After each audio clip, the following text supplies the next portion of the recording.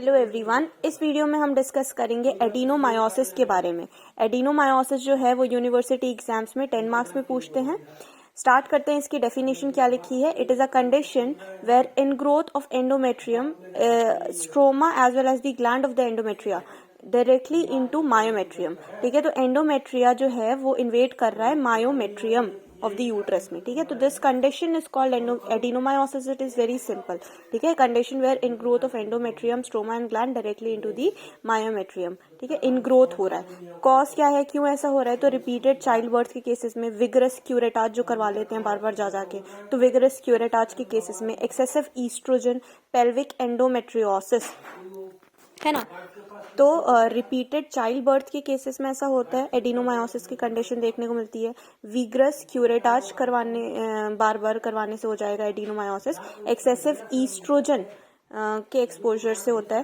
Pelvic endometriosis के साथ देखने को मिल सकता है ये एडिनोमायोसिस। ठीक है, पैथोजेनेसिस में क्या होता है, it is characterised by extension of the endometrial gland and stroma beneath the endomyometrial interface. ठीक है, तो ये जो इनका एंडोमेट्रियम और मायोमेट्रियम का जो इंटरफेस होता है, तो नॉर्मली एंडोमेट्रियम यहाँ तक प्रेजेंट होना चाहिए था। ठीक है, यहाँ तक प्रेजेंट होना चाहिए था, एक लिमिट थी, और उसके बाद मायोमेट्रियम शुरू था। अब क्या हो रहा है एडिनोमायोसिस में, एंडोमेट्रियल के ग्लैंड और stroma they are invading and they are in growing, उसको अंदर की तरफ जाके इन ग्रोथ कर ले रहे हैं डायरेक्टली इनटू द मायोमेट्रियम। ठीक है, और तो ये क्यों हो रहा है, because there is disturbance in the junctional zone. ठीक है, एंडोमेट्रियल और मायोमेट्रियल का जो जंक्शनल जोन जो है, जो इंटरफेस है, वहां पे डिस्टर्बेंस कहीं ना कहीं देखने को मिल रहा है। इस वजह से ही तो वो इन्वेट कर जा रहा है अंदर की तरफ। ठीक, पैथोजेनेसिस में ये लिखना है, it is characterised by extension of endometrial gland and stroma beneath endomyometrial interface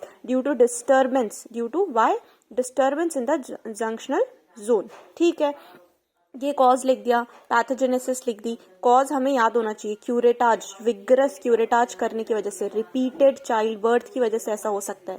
सोचो, एंडोमेट्रिया की जो स्ट्रोमा और ग्लैंड्स है, they can directly ingrow into the myometrium. ठीक है, एक्सेसिव ईस्ट्रोजन एक्सपोजर्स के केसेस में पेल्विक एंडोमेट्रियोसिस के साथ एडिनोमायोसिस देखने को मिलता है। नेकेड आई में हमें क्या देखने को मिलेगा, तो ऐसा जब होता है तो there is diffuse enlargement, diffuse symmetrical enlargement of the uterus देखने को मिलता है, और पोस्टीरियर वॉल जो होती है यूट्रस की वो ज्यादा थिक हो जाती है। Posterior wall is more thick. यहाँ पे 12 to 14 वीक प्रेग्नेंट यूट्रस का साइज देखने को मिलता है। ऐसा हो जाता है कि यूट्रस की साइज जो है वो 12 to 14 वीक्स प्रेग्नेंट हो चुकी है, इस तरीके से।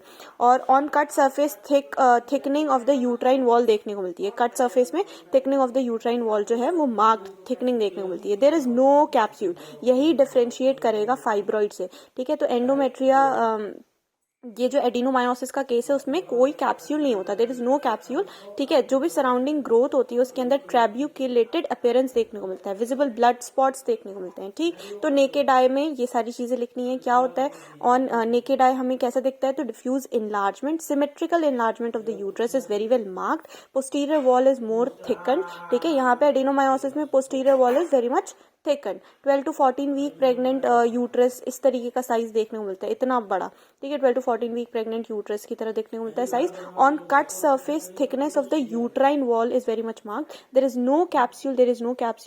ठीक है, इंपॉर्टेंट है। एंड सराउंडिंग ग्रोथ जो है वहां पे हमें कैसा अपीयरेंस देखने को मिला है, ट्रेबिक्यूलेटेड अपीयरेंस देखने को मिल रहा है। ठीक है, और विजिबल ब्लड स्पॉट्स देखने को मिलते हैं। तो नेकेड आई लिख दिया, ये पेज क्लियर हो गया। एडिनोमायोसिस की डेफिनेशन क्या है, condition where in growth of endometrium stroma and gland directly into the myometrium. ठीक है, कॉज क्या है, repeated child birth, vigorous curettage, excessive oestrogen, pelvic endometriosis के केसेस में। पैथोजेनेसिस क्या है, it is characterised by extension of endometrial gland stroma beneath the EM interface due to disturbance in junctional zone. Naked eye में क्या होता है, diffuse enlargement, symmetrical enlargement of the uterus, posterior wall is thicken, 12 to 14 week pregnant uterus, on cut surface thickness of uterine wall, no capsule, surrounding growth, trabeculated appearance, visible blood spots देखने को मिलते हैं।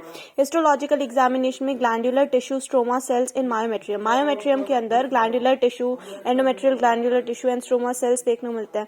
Clinical feature is mostly asymptomatic cases होता है। Parous, repeated child birth के cases में ये देखने को मिल रहा है। तो parous female above 40 years complain लेके आती है, क्या कंप्लेन होगा, तो वही dysmenorrhoea, increase colic pain, menorrhagia, increase uterine cavity, endometrial hyperplasia, abnormal myometrial contraction, inadequate. तो बहुत एबनॉर्मल मायोमेट्रियल कॉन्ट्रैक्शन की वजह से मेनोरेजिया होगा, डिस्मेनोरिया होगा, डिस्पेरियूनिया होगा, increase frequency of urination marked है, इनफर्टिलिटी और मिसकैरेज के केसेस देखने को मिलेंगे।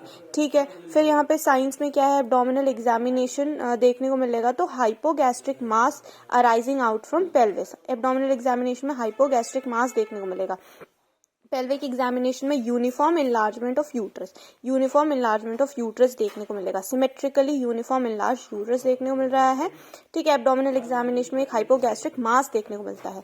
ठीक, तो क्लिनिकल फीचर भी क्लियर है, साइंस भी क्लियर होना चाहिए। ठीक है, तो क्लिनिकल फीचर में पैरिस फीमेल आती है अबव 40 ईयर्स में, मेनोरेजिया की कंप्लेन या डिस्मेनोरिया की कंप्लेन लेके, डिस्पेरियूनिया की कंप्लेन लेके, इनफर्टिलिटी के साथ आ सकती है, मिसकैरेज हो सकता है इसकी वजह से, एडिनोमायोसिस की वजह से। ठीक है, मेनोरेजिया में increase uterine cavity, endometrial hyperplasia देखने को मिलता है, एबनॉर्मल मायोमेट्रियल कॉन्ट्रैक्शन इनएडिक्वेट होते हैं। डिस्मेनोरिया में increase colicky pain, dyspareunia increase frequency of urination के साथ कंप्लेंट्स होते हैं। साइंस में abdominal examination hypogastric mass arising out from pelvis, pelvic examination में uniform enlargement of uterus. USG transvaginal sonography में myometria is normally, it has 3 distinct zones of different echogenicity. The inner layer is hypoechoic. So the inner layer of the myometrium is hypoechoic. The subendometria halo is characteristic in adenomyosis. तो subendometrial में halo देखने को मिलेगा, characteristic feature halos देखने को मिलता है. Hypoechoic myometria with multiple small cysts in myometrium. This is honeycomb appearance is very much marked. Second में high vascularity within myometrium, there is very much high vascularity. And MRI करवाएंगे, junction zone thickness 12 mm से ज्यादा देखने को मिलेगा, it is suggestive of adenomyosis. Treatment में levonorgestrel और डायनाजोल देना है. सर्जरी में हिस्टेरेक्टोमी, एडिनोमायोमेक्टोमी, लैप्रोस्कोपी, लैप्रोटोमी करना है. हिस्टेरेक्टोमी कर दो, एडिनोमायोमेक्टोमी कर दो, लैप्रोस्कोपी और लैप्रोटोमी करना है. ठीक है, तो यहाँ पे हमें यूएसजी के सिम्टम्स इंपॉर्टेंट क्या थे. तो myometrium normally it is having 3 distinct zones of different echogenicity.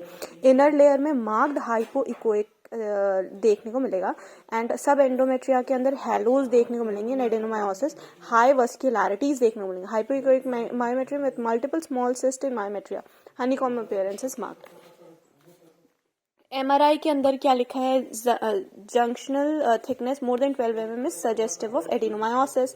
इसी की थिकनेस इसी जंक्शनल जोन के एबनॉर्मलिटी, डिसफंक्शन, डिस्टर्बेंस की वजह से, है ना, एडिनोमायोसिस होता है.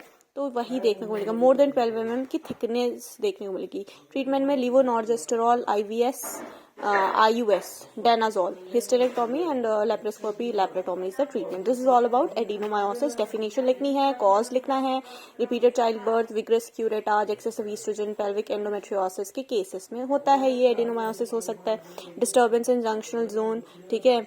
The characterized by extension of endometrial gland stroma beneath EM interface, naked eye में diffuse enlargement of the uterus, posterior wall more thickened, 12 to 14 week pregnant uterus, on cut surface thickness of the uterine wall, no capsule, surrounding growth में trabeculated appearance, visible blood spots. Histological examination, glandular tissue, stromal cell in myometria, asymptomatic.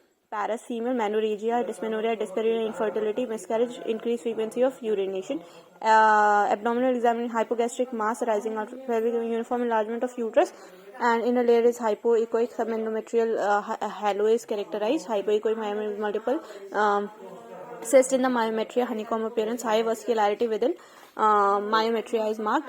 JZ thickness more than 12 mm, and levonorgestrel and danazol is the treatment. Surgery, hysterectomy, adenomyomectomy, laparoscopy, laparotomy. So this is all about adenomyosis. It is a condition where ingrowth of endometrium directly into the myometrium.